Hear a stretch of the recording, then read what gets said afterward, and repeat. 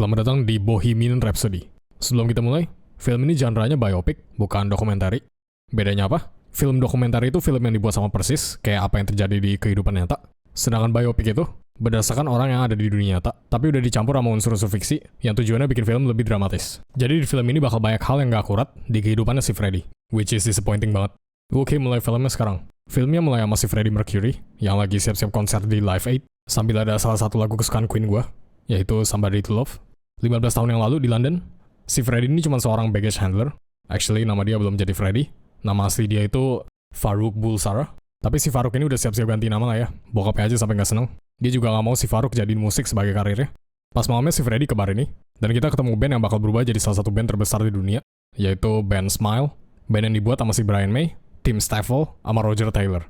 Setelah pentas, si Tim malah mau pindah ke band lain. Dia pindah gara-gara dia capek lihat bandnya yang nggak ada perkembangan sama sekali. Dia mau pindah jadi vokalisnya band Humpy Bong, di mana dia bakal nyanyiin jazz sama blues. Ya, kedengaran familiar. Humpy Bong itu dibuat sama Colin Peterson. Dia itu mantan drummernya Bee Gees.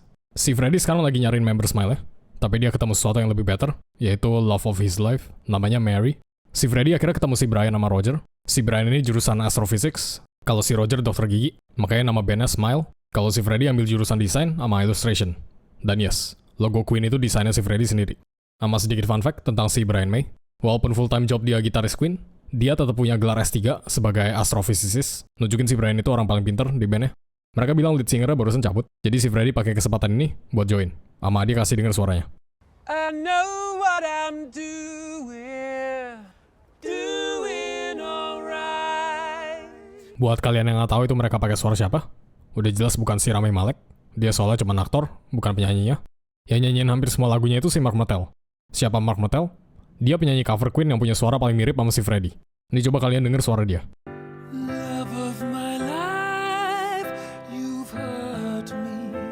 Gue rekomen kalian ke YouTube dia. Dulu sebelum film ini keluar, gue berharap banget mereka suruh si Mark Martel nyanyiin ulang lagu-lagunya. Bukan sekadar masukin vokalnya si Freddie mentah-mentah. Dan ternyata mereka beneran pakai suara si Mark Martel. Nih, dia aja pernah bikin si Celine Dion nangis.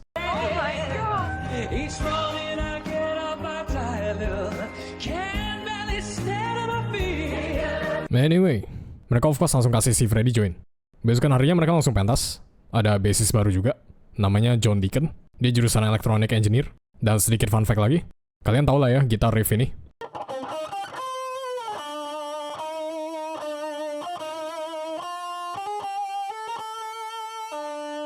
Pas rekam Bohemian Rhapsody, mereka bingung gimana caranya hasilin suara gitar listrik jadi punya nada orkestra. Jadi si John ciptain amplifier legendaris ini, namanya The Dickey Amp, yang terbuat dari papan sirkuit transistor dari radio supersonik PR80 yang dia temuin di tempat sampah. Mereka mulai, dan obviously mereka nyanyiin lagu Queen pertama, judulnya Keep Yourself Alive. 1 tahun kemudian, mereka mulai cari studio buat rekam suara sama rilis album. Mereka sampai jual mobilnya, dan di sini mereka rekam Seven Seas of Rhye sama mulai eksperimen. Terus sound engineer-nya disamperin sama perwakilan artis repertoire dari EMI. Dia kelihatannya tertarik sama band ini. Si Freddie sama si Mary sekarang lagi cuddle. Terus dia mainin ini.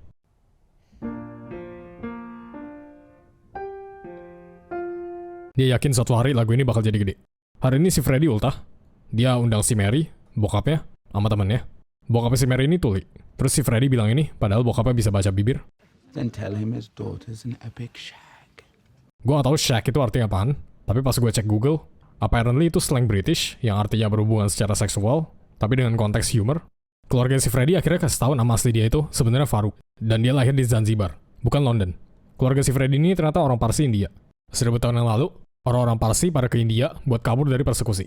Dan di tahun 1964, si Freddie sama keluarganya kabur ke London buat hindarin kekejaman revolusi Zanzibar. Habis itu si Freddie kabarin dia udah ganti nama secara legal, jadi Freddie Mercury.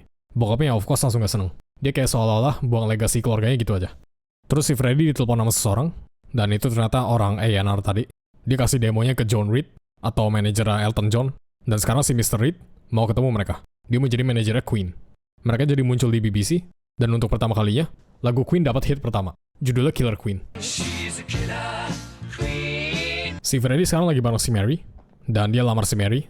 Dia suruh si Mary janji jangan pernah cabut cincinnya, apapun alasannya. Terus teman-temannya malah masuk tiba-tiba. Dia kabarin si John Reid suruh mereka tur ke Amerika. Lagunya jadi hit banget di sana. Mereka ke Houston, Denver, Portland, New Orleans, Atlanta, sama Pittsburgh. Tapi entah kenapa mereka nyanyiin Fat Bottom Girls, Fat Bottom Girls itu rilis di tahun 1978 BTW, sedangkan sekarang tahun 1973. Di long distance relationship yang mereka, si Freddie mulai mempertanyakan sexuality dia. Sekarang tahun 1975, mereka ada meeting sama music eksekutifnya, namanya Ray Foster. Oh ya, gue lupa kasih tau kalau ini manajer mereka, si John Reed tadi. Kalau ini Paul, dia yang manage jadwal harian bandnya.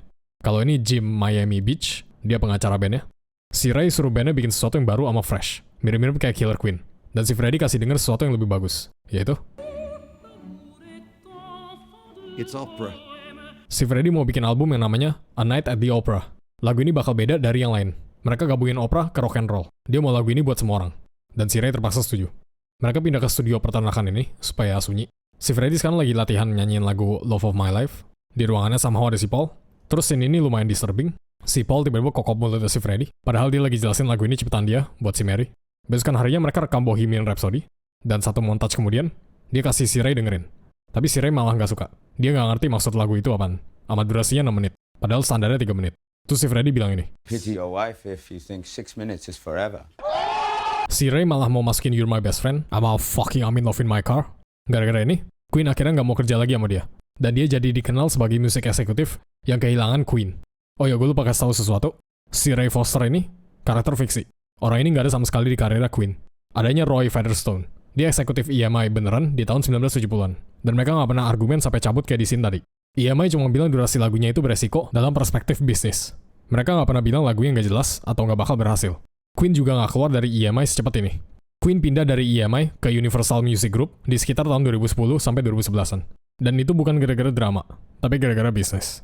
Anyway, setelah dia bubar dari EMI, si Freddie kasih Bohemian Rhapsody ke teman dekatnya yang terkenal di radio UK, namanya Kenny Everett. Dan yes, walaupun di real life Queen nggak pernah bubar dari EMI, tapi si Freddie diam-diam suruh si Kenny putar lagunya sebelum dirilis secara official. Jadi dia puterin lagunya beberapa kali di acaranya dalam 1 minggu. Dan sesuai kayak di filmnya, awalnya mereka dikritik keras sama kritikus. Tapi 1 tahun kemudian, Queen jadi band yang gede banget. Si Freddie sekarang lagi bareng si Mary. Dia bilang dia ciptain lagu Love of My Life khusus buat si Mary. Dan sekarang semua fansnya nyanyiin lagu itu buat dia. Si Mary tahu ada sesuatu yang gak beres dari si Freddie. Dia kayak sembunyiin sesuatu. Dan akhirnya, I think I'm bisexual. Freddie, you okay? si Mary ternyata udah tahu lama. Dia cuma gak mau akuin. Jadi hubungan mereka berakhir. Sekarang tahun 1980, si Freddie punya penampilan baru. Sama dia juga beli istana baru di sebelah apartemennya si Mary. Pas malamnya si Freddie telepon si Mary buat bersulang. Tapi yang rayain cuma si Freddie. Si Mary jadi mulai jaga jarak dari dia. Ini bikin si Freddie stres. Jadi dia telepon si Paul buat rayain pesta besar. Ya, sekarang si Freddie pacaran sama si Paul. Paginya si Freddie pegang bosnya room service ini. Namanya Jim Houghton. Buat kalian yang ngikutin kehidupannya si Freddie, pasti tau lah ya, nih orang bakal jadi siapanya dia. I love a man in uniform. So do I. Si Jim suruh si Freddie cari dia lagi, kalau si Freddie udah belajar tentang penerimaan diri. Mereka sekarang lagi bikin lagu baru, yaitu We Will Rock You. Tapi ini ada yang aneh. Lagu ini beneran dibuat sama si Brian May. Tapi seharusnya lagu ini dibuat di tahun 1977, bukan 1980, di mana si Freddie masih punya rambut gondrong. Setelah konser selesai, si Paul bilang dia dapat tawaran dari CBS sebesar $4 juta kalau si Freddie kerja solo. Di tahun 1980-an, $4 juta itu setara sama $16 juta sekarang. Dia suruh si John Reed kabarin dealnya ke si Freddie. Di sana ada si Mary juga, tapi si Mary kabarin dia udah punya cowok baru. Jadi of course bikin si Freddie sedih. Pas pulangnya, si John kabarin tentang deal yang tadi si Paul suruh. Dia bilang tahun lalu Michael Jackson jual lagunya sebanyak 4% dari total penjualan di seluruh dunia. Itu Michael Jackson, bukan The Jackson 5. Jadi dia suruh si Freddie keluar dari Queen buat kerja solo. Si Freddie langsung tersinggung. Terus si John bilang ini idenya si Paul, tapi si Paul malah pura-pura nggak tahu. Jadi si Freddie langsung pecat dia di tempat. Dan sekarang si Paul janji bakal urusin si Freddie. Besokan harinya mereka jadi ribut. Dari keributan mereka, lahirlah Another One Bites the Dust. Dan yes, yang buat lagunya itu si John Deacon. Tapi obviously bukan pas mereka lagi ribut. Sekarang tahun 1982, Queen sekarang lagi adain press conference buat album barunya. Tapi media nggak ada yang tanyain tentang album atau member band lainnya. Mereka cuma tanyain kesehatan sama sexuality-nya si Freddie. Bandnya sekarang lagi rekam I Want to Break Free. Dan akhirnya kita lihat Roger Wina. Tapi sayangnya lagu mereka di band di Amerika gara-gara obvious reasons. Orang Amerika jadi pada ngatain si Freddie juga. Padahal itu idenya si Roger. Terus si Freddie ternyata udah bikin perjanjian sama CBS tanpa kasih tau mereka. Dia mulai capek touring terus. Dia mau melakukan sesuatu yang baru. Mereka jadi ribut, dan Queen bubar. Ya band aslinya nggak pernah bubar BTW. Mereka pernahnya pisah sementara, gara-gara mau kerjain project solo masing-masing. Mereka nggak pernah ribut sampai bubar kayak tadi. Si Paul akhirnya dapet apa yang dia pengen, yaitu jauhin si Freddie dari semua orang. Si Mary telepon dia terus buat tanyain kabar, tapi si Paul selalu bilang si Freddie sibuk, padahal aslinya mereka adain gay party. Si Jim Beach bakal kasih tau tentang Live Aid, Konser amal yang tujuannya kumpulin dana buat kelaparan di Ethiopia. Miliaran orang bakal hadir. Dia mau Queen jadi bagian dari itu. Tapi si Paul nggak pernah kabarin si Freddy. Dan akhirnya si Freddy kena. Suatu hari si Mary samperin rumahnya. Dia khawatir sama semalam dia mimpi sesuatu yang spooky tentang si Freddy. Si Jim Beach ternyata telepon si Mary buat bahas Live Aid bareng si Freddy. Tapi si Freddy selama ini sama sekali nggak tahu itu apaan. Dia malah bilang si Paul cuma mau si Freddy fokus di rilis albumnya. Si Freddy suruh si Mary stay aja. Terus si Mary kayak, Freddie, I'm pregnant. Could you? terus si Paul balik. Dia bawa banyak orang gituan deh. Si Mary langsung mau pergi.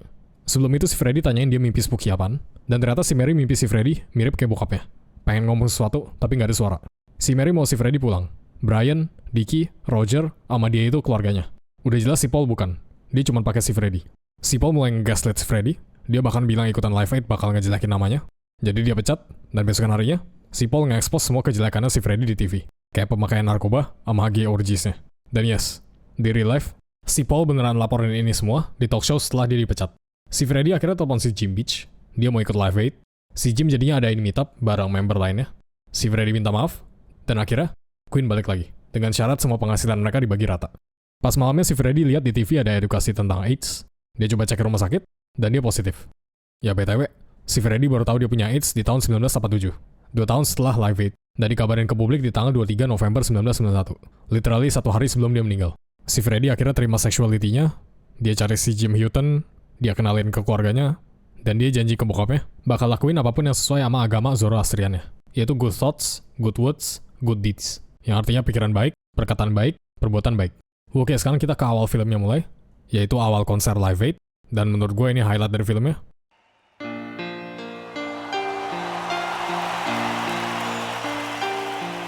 Scene ini perfect banget. Sama persis kayak di konser Live Aid-nya. Si Rami Malek actingnya perfect banget. Gerakan dia sama persis kayak si Freddy. Waktu film ini keluar di bioskop, gue udah tebak nih orang pasti menang Oscar. Actually, film ini menang 4 Oscar sih. Tapi ntar aja gue bahasnya. Di konsernya si Freddy nyanyiin 5 lagu. Radio Gaga, Hammer to Fall, Crazy Little Thing Called Love, We Will Rock You, We Are the Champions, sama Sorry. You gotta go and sorry. Sebelum filmnya selesai, ada lagu Don't Stop Me Now, sambil ada kisah akhirnya si Freddy. Dia meninggal gara-gara AIDS di tanggal yang tadi gue jelasin. Terus si Jim jadi pacar serius terakhirnya setelah si Mary. Sama si Mary tetap jadi teman deketnya. Si Freddy saking sayangnya sama si Mary, dia warisin semua hartanya ke si Mary sebelum dia meninggal. Yes, termasuk royalti sama hak musik lainnya. Sampai sekarang. Dan literally maksud gue sampai hari ini. Si Mary masih dapetin duit dari musiknya Queen. Terus si Freddy dikremasi sesuai kepercayaan Zoroastriannya. Dan di tahun 1992, Queen sama si Jim Beach bangun Mercury Phoenix Trust buat mengenang si Freddy. Dah tamat. Pas film ini keluar, banyak orang yang gak demen sama film ini. Pada bilang cara film ini tunjukin si Freddy kagak akurat sama yang real life. Baik banget sejarahnya si Freddy yang diubah, sama banyak editan yang aneh. Dan gue cukup setuju.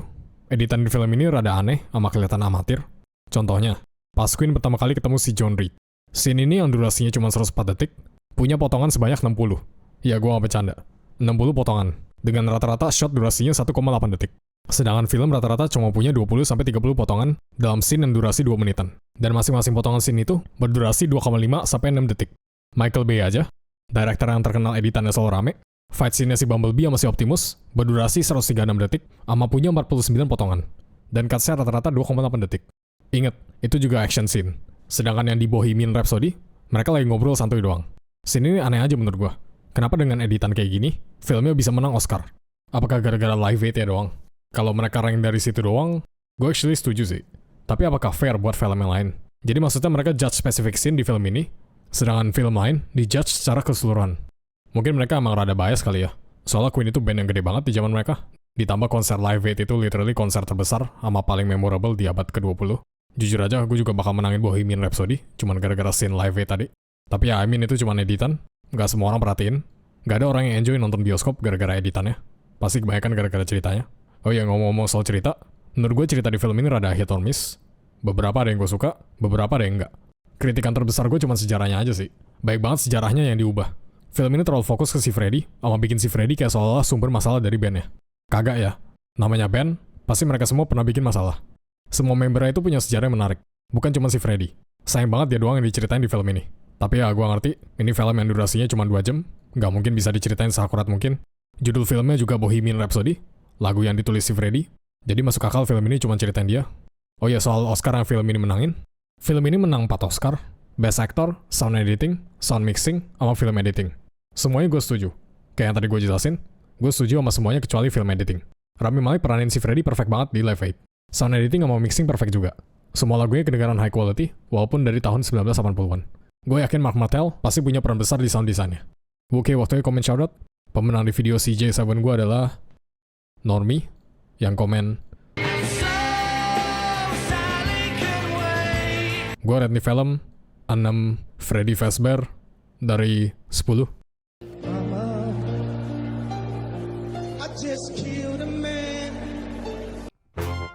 Makasih ya buat orang yang udah support gue di bulan ini. Makasih Murai Gimang, Stanislaus, Alex Cabron, EL, Eskanor, Kinzaraf, Arista, Mr. Ninja Supe, Ivi Sexdi, Wovisain, Jafar Umaya, Adeliarga, Anatan Ganteng, Eagle, Arif Falarasya, Kegat Has, Rishan Zahir Rahman, Aketu, Arjun, Vince Nata, Haris, Mr. Son, Aryansyah, Ready Miracle, Rehan Aja, Indo Gaming, Waldo Karana, Rifan Ismara, Alif Fikri, Agus Official, KRB, Juan Nicholas, Intixos, Siensiu, Paulo Sadi, Laster, Bebek, Sigans, Sermilu, Fadil, Raditya Aptana, Jaidan, Vero Jidias, Jetax, Serang Crazy, Aska, Fahri, Hamdani, Pizdra, Kain Lapman, Naga, King Void MC, Enmo Tolo, Andika, Adi Saja, Krisis Parody, KNGZ, Minecraft Kotak, Nick Style, yang oleh CSP, Ami, Renaldo. Thank you ya semuanya. Aman, thanks for watching.